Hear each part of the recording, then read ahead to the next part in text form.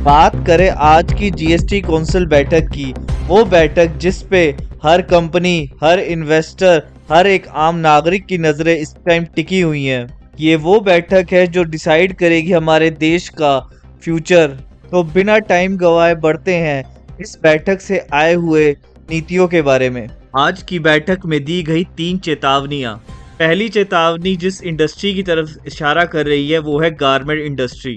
अभी premium wear पर जो जीएसटी चार्ज किया जाता है वो है 12%, लेकिन जीएसटी रिफॉर्म के बाद इसे 18% तक कर दिया जाएगा। इसके पीछे जो प्रीमियम वियर ब्रांड्स होते हैं, बड़े ब्रांड होते हैं, इसको कैटेगराइज किया गया है प्राइस के अकॉर्डिंग। अगर आप कोई भी गारमेंट 2500 से ऊपर का लेते हैं तो वहां पर आपको जीएसटी 18% देना पड़ेगा। दूसरी चौंका देने वाली खबर है ऑटो इंडस्ट्रीज के लिए। जितनी भी इलेक्ट्रिकल कार्स हैं 20 लाख से 40 लाख तक, उन पे जीएसटी अब 18% लगेगा। हालांकि पहले ये जीएसटी सिर्फ और सिर्फ 5% था, पर इलेक्ट्रिकल बस के जीएसटी को सेम रखने की बात की गई है। तीसरी चौंका देने वाली खबर, हर स्टेट ने एक चीज क्लियर करी थी इस जीएसटी रिफॉर्म से उनके रिवेन्यू कलेक्शन में बहुत फर्क आएगा। हालांकि स्टेट बैंक ऑफ इंडिया ने इसे रिजेक्ट कर दिया है, ये कहकर कि 3 से 4% रिवेन्यू डिप जरूर आएगा, बट लॉन्ग टर्म में सस्टेनेबिलिटी बनी रहेगी।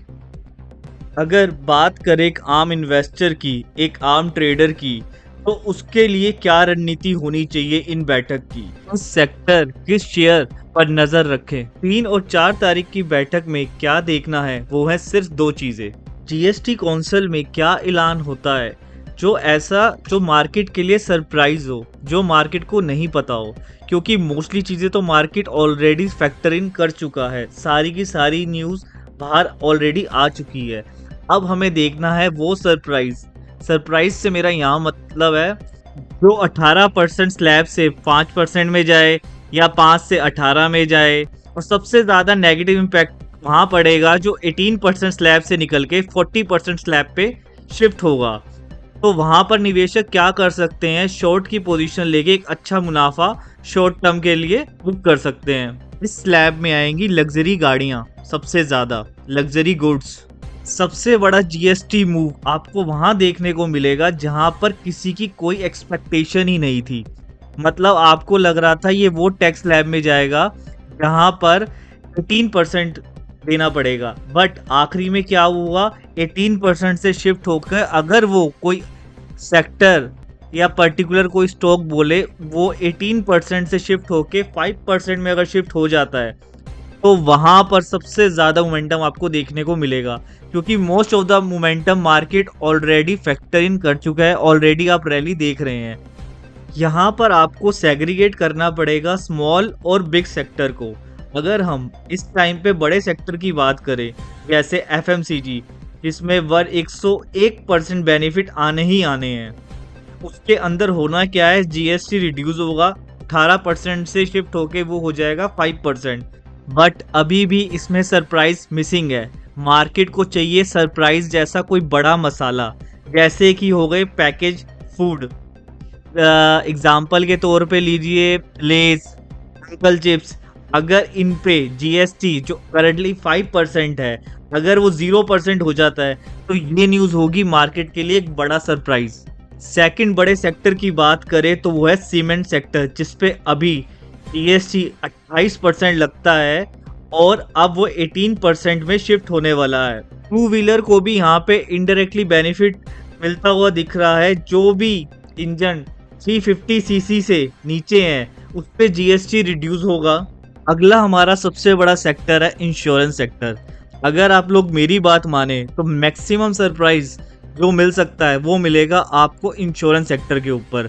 जैसे कि 18% जो जीएसटी अभी करंटली लगता है वो 5% में शिफ्ट हो जाएगा, या हो सकता है ये 0% भी कर दिया जाए, जैसे कि सीनियर सिटीजन के लिए या लाइफ इंश्योरेंस के लिए इसको 0% पे कर दिया जाए, ताकि ज़्यादा से ज़्यादा लोग इंश्योरेंस ले और एक अच्छी रैली आपको यहाँ पे दिख सकती है।